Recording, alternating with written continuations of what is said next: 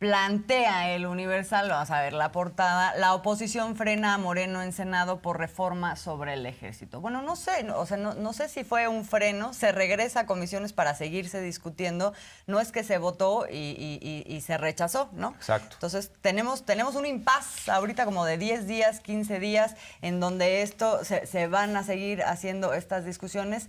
Claramente sí sucedió que no tuvo la cantidad de votos suficientes Morena con el grupo de aliados para poder hacer que pasara esta reforma que daría, es una reforma constitucional que daría la posibilidad de que se extendiera el periodo hasta 2028 de que las Fuerzas Armadas participen en tareas de seguridad, robusteciendo, o sea, ¿cuál es la idea? Que robustezcan, que fortalezcan y que consoliden los cuerpos de la Guardia Nacional para que eventualmente se hagan un cuerpo civil, ¿no? O sea, Sí. ese es como el trazo que ha narrado el presidente. Así es. Bueno, fue lo que estamos viendo es la votación, pero para que regrese, ese dictamen que al final del día forma parte de una estrategia de Morena. Pero veamos, por ejemplo, cómo lo plantea Reforma. Aprieta Morena y gana a tiempo. Le da otro enfoque a esta misma noticia, que es lo que resalta. Ahí sí podemos poner Reforma. Dice, devuelven a comisiones minutas sobre militarización, cierra el Senado, distancia en votos para mantener soldados en las calles. Pues la negociación que claramente se está dando en torno a esta minuta, se habla de que estuvo muy al tanto el propio secretario de Gobernación, Adán Augusto López, y ahora sabemos, después de la mañanera, que el propio presidente fue informado de cómo venía la votación. Es muy interesante la postura del presidente porque no hay sorpresas con López Obrador. Él públicamente dice, a ver, es tiempo de definiciones, que cada quien se coloque en el lugar que quiera en la historia de este país. Porque cuando le plantean, oiga, vamos a mandar a la congeladora, por lo pronto, este dictamen, porque no tenemos los votos, dice el presidente, no, ya, por mí, que además hay un respeto de la división de poderes, simplemente él opina, y no se hizo lo que pidió o que sugirió el presidente. Dijo que lo voten, que se exhiban, que cada quien asuma las consecuencias de sus decisiones de una vez, que si no hay los votos, bueno, que se sepa. Y en todo caso, se puede replantear una reforma o una minuta, pero, insisto, es muy interesante lo que plantea el presidente, más allá de esas negociaciones de, a ver, a lo mejor conseguimos un voto de un senador de oposición porque consensos. Le vamos a dar una candidatura más adelante, ¿no? Dice, es momento de definiciones y que se sepa dónde se coloca cada uno. Así es, y lo que sí hizo también es adelantar que frente a escenarios como ese, pues van a seguir insistiendo desde el gobierno nuevamente para que se vuelva a presentar con la idea de que sí es necesaria la participación de las Fuerzas Armadas y lo argumenta, tiene sus argumentos el presidente en relación a datos que se están presentando en el país. Una discusión de pronto parece esquizofrénica porque por un lado hay este reclamo de, es que, no, como lo que veíamos, ¿no? De Jorge Ramos, es que no funciona la estrategia de seguridad, abrazos no balazos no funcionaron, pero por otro lado se habla de se está militarizando el país. No se entiende muy bien cuál es la alternativa. Parece que por ahí se desliza un tema que es que no se están fortaleciendo las policías municipales, estatales. Bueno, de todo esto habla hoy el presidente, pero antes de que vayamos a argumento por argumento, creo que vale la pena escuchar justamente parte de lo que fueron, o un par de intervenciones del día de ayer en la discusión en el Senado, en donde se habla, bueno, ya de estados de excepción, de la política de las bayonetas en las calles, unas cosas verdaderamente desproporcionadas. Vamos a ver. Dicen ustedes que hay que fortalecer a la policía estatal. ¿Qué dicen los datos? A ver, un dato muy objetivo del interés que ponen sus gobiernos a la seguridad pública. Y vamos a empezar a listar, primero vamos a empezar con Tamaulipas. Presupuesto para el 2022, 65,000 millones de pesos. ¿Saben cuánto destinó Tamaulipas a la seguridad pública que tanto dicen defender los de la oposición? Solo 3,000 millones de pesos. es decir, el 4.9% de su presupuesto a seguridad pública. Eso es lo que representa para ellos. ¿Cuál es la comparativa? Pues veamos qué hace el gobierno de la 4T en la Ciudad de México. 234,000 millones de pesos de presupuesto y destinó 14,000 millones de pesos a seguridad pública, 16.3%. Hay que decirlo claramente, quieren ocupar las granadas y los rifles para amenazar a quien piensa diferente. Quieren ocupar las bayonetas y los misiles para mermar a las instituciones electorales. Quieren ocupar las bazucas y las tanquetas para despojar a la gente de sus propiedades. Lo respeto. ¿Qué diferencia hay con eso del estado de sitio, del toque de queda, con 5 o 10 años de toque de queda chiquito? Lo que ustedes quieren es un toque de queda chiquito.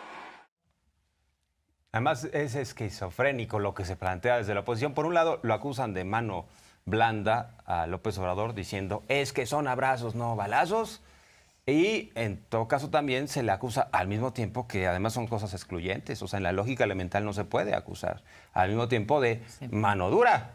Y es que los militares van a suprimir las garantías individuales. Entonces le están acusando de tener el garrote a López Obrador y al mismo tiempo de ser muy blando. El propio Dante Delgado, senador de MC, el dueño de ese partido, dijo, vamos a un narcoestado. En todo caso, pues si vamos a un narcoestado, hay que apretar con los militares. El propio gobernador de MC, de Jalisco, Enrique Alfaro, dijo, a ver, yo más allá de la grilla política, presidente, sí he pedido la ayuda de los militares, así como la han pedido la mayoría de los gobernadores. Bueno, también gobernadores panistas han pedido la ayuda. El propio Diego Sinue de Guanajuato, en su momento cabeza de vaca de Tamaulipas. Entonces, ¿por qué los panistas siguen bajo esta dinámica?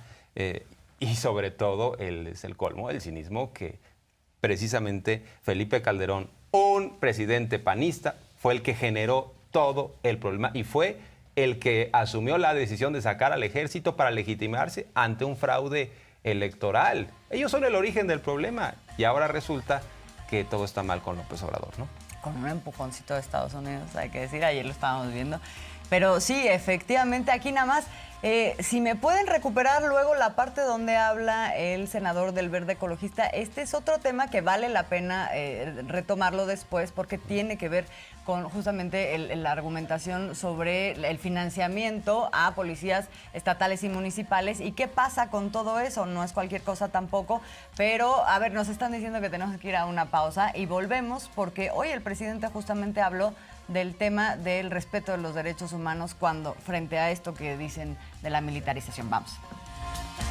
El presidente le dio puntual seguimiento al debate de ayer en la Cámara de Senadores y en esta mañana habló largo y tendido. Incluso me llama la atención, estimada la audiencia, que le puso nombre a ciertos opositores. O sea, se enfocó, por ejemplo, en Miguel Ángel Osorio Chong, el exsecretario de Gobernación, para decir cómo es posible. Ahora resulta que nos va a dar lecciones en materia de seguridad, pero también se enfocó en Claudia Ruiz Massieu, senadora priista, que se ha opuesto también a esto que llaman militarización, pero que fue secretaria de Estado con Peña Nieto, en su momento secretaria de Turismo y después secretaria de Relaciones Exteriores, y dice López Obrador, sobrina de Carlos Salinas. ¿Cómo no se van a oponer ellos? En su árbol familiar, ¿no? Así es. Así es. Tiene puntualizaciones muy importantes el día de hoy, sí, cuando dice, o sea, a ver, yo voy a seguir insistiendo porque no quiero que acabe otra vez en manos como de García Luna o de Osorio Chong, dice. Exactamente. ¿No? Y también cuando habla de García Luna, de pronto justo hace la pregunta, a ver, que digan, García Luna tuvo un... ¿por qué estas cosas que se discuten de pronto desde la tribuna del Senado, de la Cámara de Diputados, en donde se habla de la profesionalización y de que cómo no se está invirtiendo en eso, ¿no? En aras de construir una policía civil, y el presidente pues un poco les estrella el espejo de pues García Luna, ¿cuál profesional? ¿Cuál trayectoria? ¿Cuál nada? Todo esto fueron arreglos a nivel político, ¿no? Tráfico de influencias y que tenían que ver con intereses, y eso es lo que marcó la política de seguridad. Entonces, ¿de qué estamos hablando aquí? Pero volviendo al tema justamente de lo que sí está pasando y de una estrategia en donde se considera también la importancia del respeto a los derechos humanos, justamente a propósito de un incidente o de un tema que ocurrió en Arcelia, allá en Guerrero. Se le pregunta al presidente porque no dejaron poner ahí un cuartel de las Fuerzas Armadas, supuestamente los pobladores o parte de los pobladores. El presidente dice, no, pues ahí hay grupos del crimen organizado, no los dejaron poner. Pero ese es un ejemplo de cómo reaccionan las fuerzas de seguridad federales, el Ejército, la Guardia Nacional, frente a situaciones como esta. Y un poco lo que tienen como criterio para operar en materia de seguridad. ¿Cuál es el criterio? La no confrontación y la no provocación de muertes que no deberían de ser. Y esto pues se traduce en una estadística y por eso hoy la vuelve a poner sobre la mesa el presidente. Vamos a escuchar. Ha habido agresiones a la Guardia Nacional, a las policías estatales, municipales, a elementos de las Fuerzas Armadas, pero se evita la provocación. Siempre se busca llegar a acuerdos para no violar derechos humanos y pues está dando resultados, ¿no?, el actuar de esa forma. Los que no nos ven con buenos ojos y nos están acusando de querer militarizar el país, de implantar un régimen autoritario, pero tiene que ver con la politiquería, básicamente. Esto es Calderón. Esto era cuando estaba García Luna, el tiempo de mátalos en caliente. Aquí están los fallecidos. Por ejemplo, en 2011, 1.412 fallecidos en enfrentamientos. Heridos y detenidos,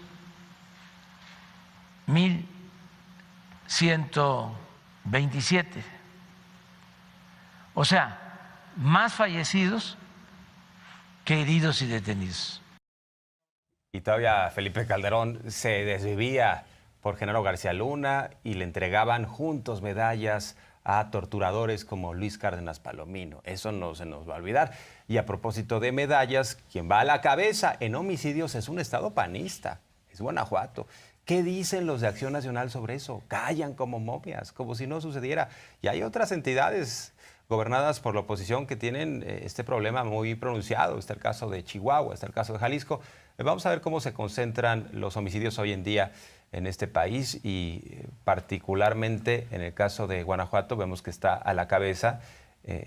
Estamos hablando de lo que sucedió ayer, pero bueno, esto refleja mucho de la tendencia, ¿no? Guanajuato a la cabeza. El día de ayer, 42% de los homicidios se concentraron en 3 entidades, 22% en Guanajuato. Así es, 22% en Guanajuato, luego también está Guerrero, Estado de México, Jalisco. Pero sí, Guanajuato, 20 homicidios en el estado de Guanajuato. Y bueno, callan como momias más o menos, porque ayer en el Senado, y es parte del reclamo del presidente, en el Senado, los senadores de Guanajuato hablando de la militarización, ¿no? Entonces, pues aquí se dan contradicciones muy importantes porque además pues ya se mete, hace un zoom el presidente sobre el tema de Guanajuato y de qué manera se está contribuyendo allá. Aquí tenemos, mostró un gráfico, de hecho, si nos lo pueden regalar tantito, de cómo está la distribución de las fuerzas de seguridad allá en Guanajuato. Hay un personal desplegado, fíjese usted, de Sedena, que son 3.853 elementos, Guardia Nacional 8.210, y luego vemos Policía Estatal 1.869, no, 3.800, ay, es que, perdón, es que me voy a acercar porque no estoy viendo desde tan lejos. 3,949 y Policía Municipal 6,776, ¿no? Es parte de lo que ha venido explicando el presidente. Hay lugares, hay estados en donde hay más elementos de la Guardia Nacional que de otros elementos de seguridad, ¿no? Y no solamente está ese tema, también está el tema pues de la Fiscalía, que hoy vuelve a centrar al fiscal Zamarripa, allá de Guanajuato, y no solamente a él, a Sinué, del que dijo, pues no tiene autoridad, se ha intentado mover a este personaje que lleva 15 años y nomás no se puede. Hablando del gobernador de Guanajuato, Diego Sinué, este panista, que el presidente comentó, yo ya le dije una y otra vez al propio gobernador que cambie al fiscal, pero no puede. Es débil este gobernador, es prácticamente lo que dice. ¿Quién es el fiscal? Carlos Zamarripa. Y de acuerdo a López Obrador, pues este fiscal forma parte de un grupo de poder en Guanajuato, enquistado por varios años, y sugiere que este fiscal trabaja en favor de ese grupo de poder. El tema es, ¿les preocupa lo que sucede con la sociedad? Porque si ese fiscal no da resultados, ¿por qué lo mantienen en ese puesto? Guanajuato es un estado descompuesto en términos de la seguridad pública. Vamos a escuchar lo que dijo en particular esto. Lo que está fallando es que no está bien la fiscalía. Yo personalmente le he dicho al gobernador, y no puede, porque pertenece el fiscal a un grupo al interior del PAN muy fuerte. Es uno de los casos extraordinarios. O sea, que el fiscal es más poderoso que el gobernador allá en Guanajuato. Pues al parecer tenemos un caso así, y bueno, hoy lo centra el presidente como uno de los temas que hay que observar cuando vemos la película completa de qué pasa en un estado con la seguridad, ¿no? O sea, no nada más estamos hablando de las corporaciones federales que ahí contribuyen, también hay un tema con el Poder Judicial, hay un tema con la Fiscalía y hay un tema con las policías municipales y estatales. Un tema, el último, sobre el que se ha querido recargar mucho la argumentación de la oposición para decir, no, es que cómo nos están militarizando, nos están asfixiando en los estados para que no podamos fortalecer nuestras policías municipales y estatales y hacer entonces un plan de seguridad que esté recargado en lo civil y no en lo militar.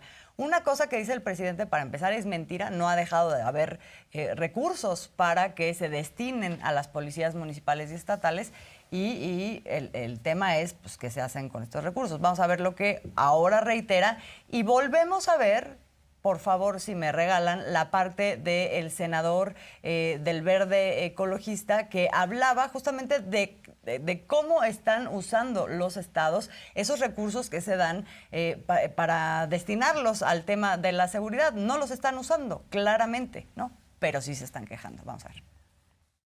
Los estados reciben recursos de la Federación que por ley les corresponden para el fortalecimiento de acciones de seguridad pública. Lo que sucede es que no en todos los casos esos recursos se destinan al propósito de garantizar la seguridad pública. Actualmente hay 19 estados de los 32 en donde hay más elementos de la Guardia Nacional que policías estatales.